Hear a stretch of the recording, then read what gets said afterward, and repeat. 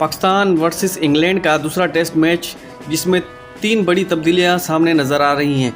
अभी तक की जो ताज़ा अपडेट है, वीडियो में आगे बढ़ने से पहले आपसे छोटी सी रिक्वेस्ट है, आपने अभी तक हमारे चैनल को सब्सक्राइब नहीं किया तो चैनल को कर दे सब्सक्राइब, बेल के आइकन को भी दबा दे और ऑल पे प्रेस कर दे ताकि आने वाली वीडियो का नोटिफिकेशन आप तक पहुंचता रहे। तो चलते हैं बिना टाइम वेस्ट की वीडियो की जानी।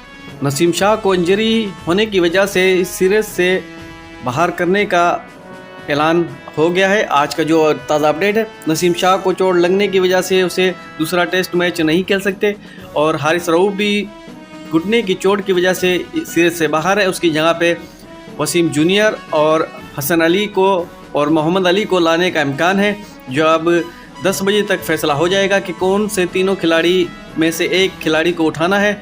तो ताज़ा अपडेट है आज की, नसीम शाह और हारिस रऊफ इस सीरीज़ में नहीं खेलेंगे। आज का जो मुल्तान का मैच है और पाकिस्तान पहले ही टेस्ट मैच 74 रन से हार चुका है।